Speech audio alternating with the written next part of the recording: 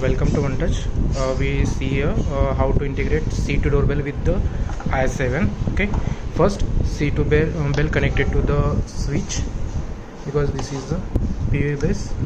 Okay, the i7 connected with the same switch. After that, just power on the C7. Okay, here go to the in i7 go to the setting option, click on general option, scroll down the screen, and here doorbell search option is there. Just click on doorbell search option, press the button for long. After that, there is a DD sound.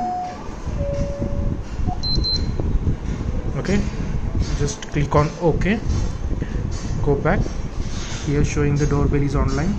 After that, press the after that the doorbell is now stable. Just click on the button.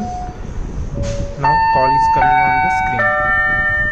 It showing second station. Okay, now C2 is integrated with the i7. Thank you.